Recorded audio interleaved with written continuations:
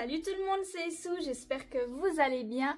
Aujourd'hui on se retrouve pour un petit bilan de lecture sur 3 tomes. 3 séries bien différentes mais que j'ai beaucoup appréciées. Dans le tas il y a 2 séries qui viennent de sortir très récemment, pour changer. Alors on va commencer tout de suite par une grosse nouveauté de chez Kiun, qui est du coup Lilymen. Voilà, je vous mets le résumé juste ici. Lilymen, c'est un seinen édité chez Kiun le 2 janvier 2025, donc c'est une série plutôt récente. Et le tome 2 sortira le 6 mars. Et Lilymen, je vous en avais parlé sur les réseaux et sur ma page de libraire, parce que Lilymen, du coup, grâce à ma librairie, je l'ai reçu plus tôt en mode kit libraire. Je l'avais reçu quoi, 2 semaines avant sa sortie, donc j'ai pu le découvrir avant tout le monde, entre parenthèses. Et écoutez, j'ai bien aimé. Si vous aimez les délires un petit peu en mode Tokyo Ghoul et autres, ça va sûrement vous plaire.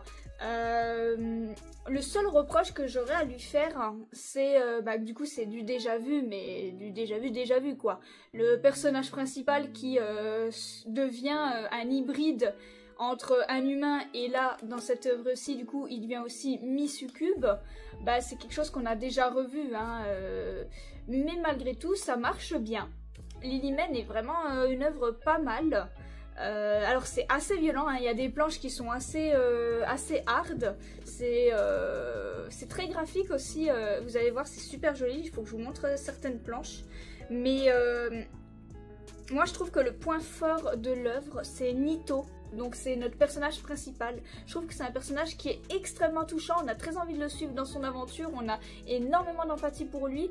Lui qui déjà quand il était enfermé avec ses camarades, il faisait tout pour s'en sortir, pour être le meilleur, pour pouvoir sortir de cet endroit et voir le vrai monde.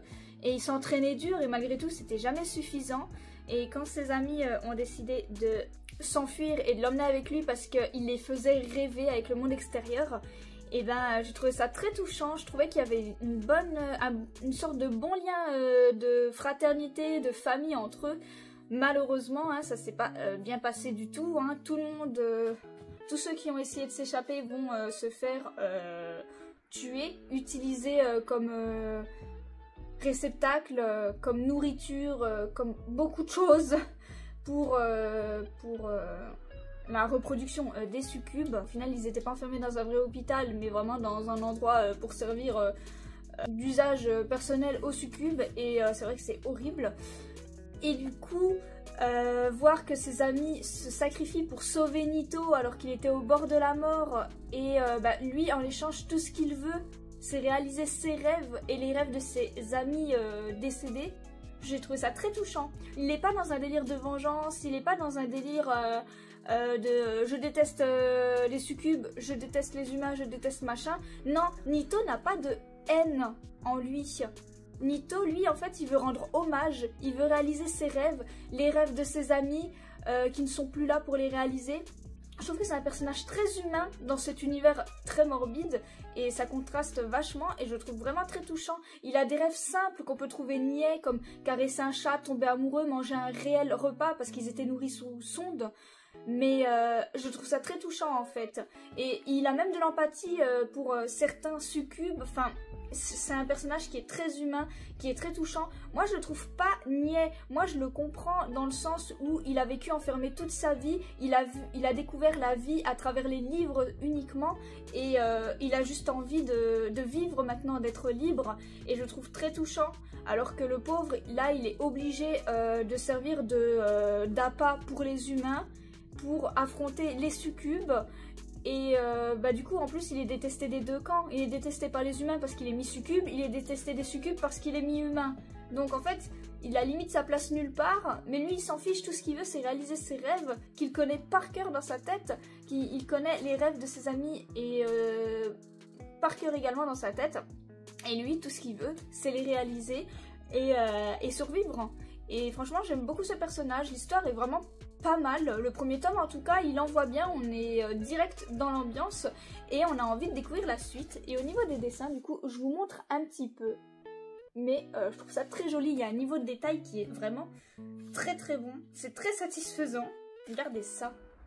Il y a joli détail. Et petite dernière. Vous voyez, c'est bien violent. Mais ça, du coup, le caractère de Nito contraste vachement avec la violence graphique. Et c'est vraiment pas mal pour le coup. Ensuite, j'ai lu le tome 1 de J'irai te tuer dans tes rêves. Je vous mets le résumé juste ici. C'est édité chez Pika. J'ai oublié de me marquer la date, donc je vous l'écrirai juste ici.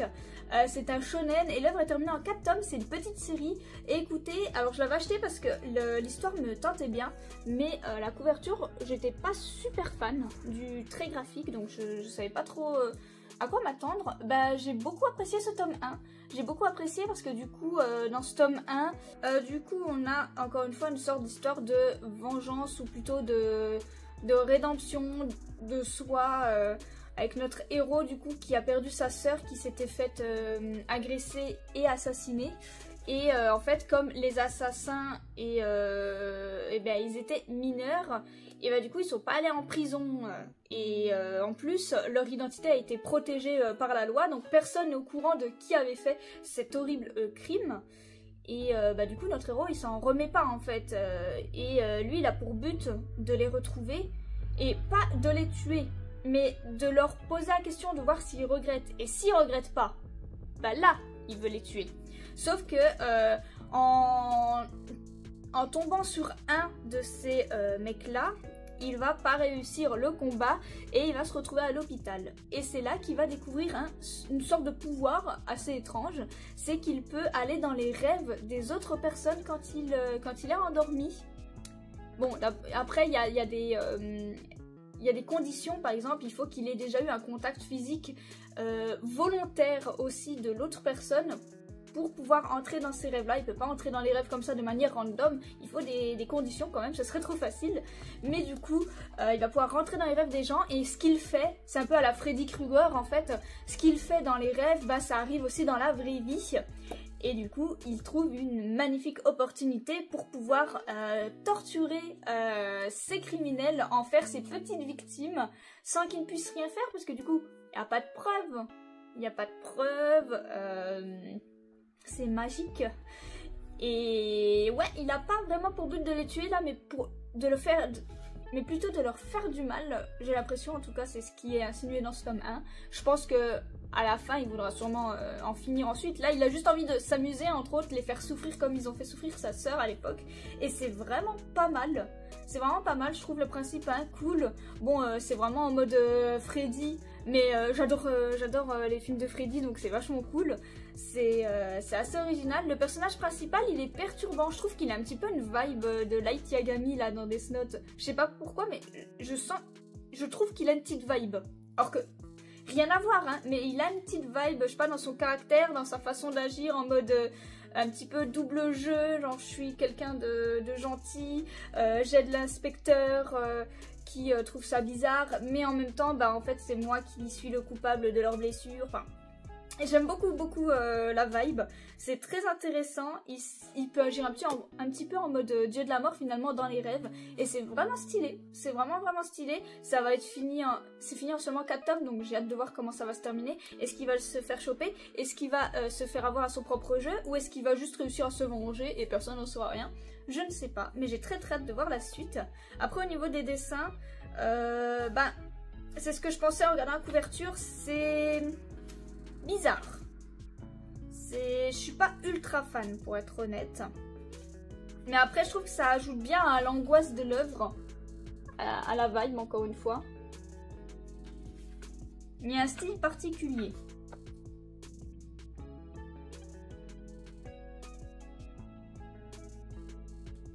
Et pour terminer ce bilan lecture de la semaine, j'ai lu le tome 1 de Serial Killer Land. Je vous mets le résumé juste ici. C'est édité chez Komiku. Encore une fois, j'ai oublié de mettre la date, mais c'est sorti très récemment. C'est une nouvelle sortie. Mais en fait, oui, je suis libraire, mais j'ai tellement de sorties et tellement de trucs dans la tête que j'ai plus les trucs par cœur. Désolée, bref, ça sera écrit là. C'est un seinen et l'œuvre est en cours actuellement. Le tome 2 sortira le 10 avril, faudra être patient. Donc Serial Killer Land, j'ai trouvé ça ultra perturbant comme lecture. Très hard aussi, très très violente. Autant psychologiquement que physiquement finalement. Donc un gamin qui va qui va se faire attaquer par un tueur en série, un serial killer, qui va se faire blesser du coup il va se retrouver avec une énorme cicatrice dans le dos. Il avait quoi, 10 ans ou autre comme ça, enfin c'était un gamin. Et il va voir du coup sa mère se faire décapiter, enlever la tête, tuer. Et le tueur va partir avec sa tête et du coup ils vont jamais retrouver la tête de sa mère.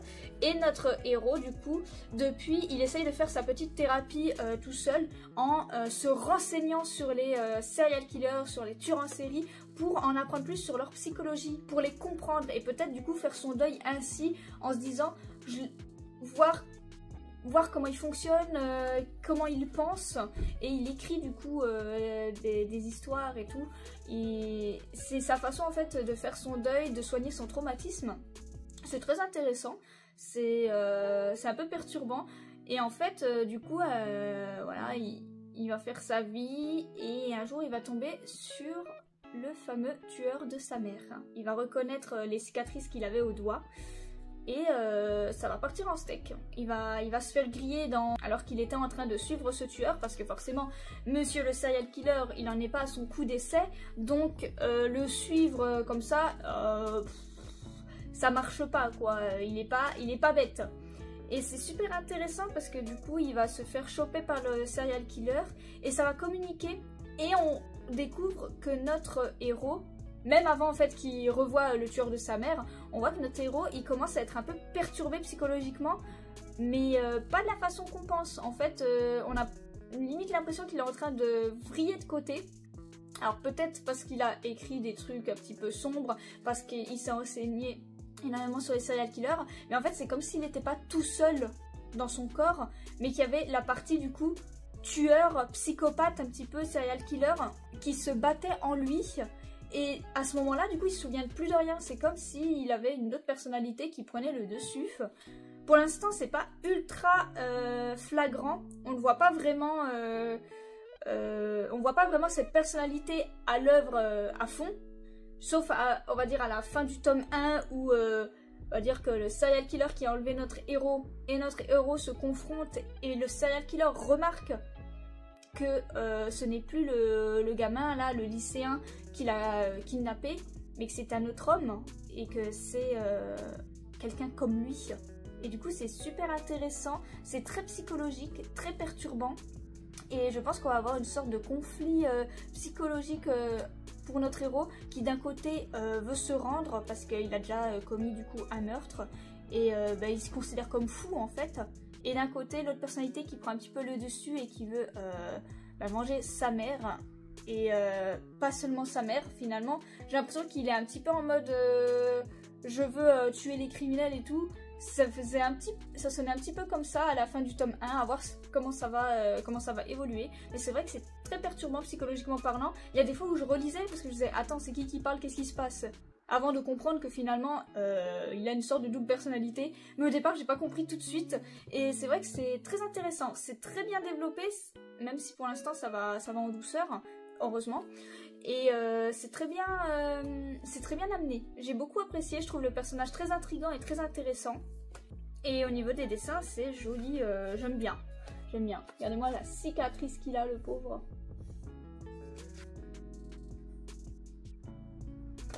Finalement, est-ce qu'à force de baigner dans la formation des serial killers, est-ce qu'on n'en devient pas un soi-même?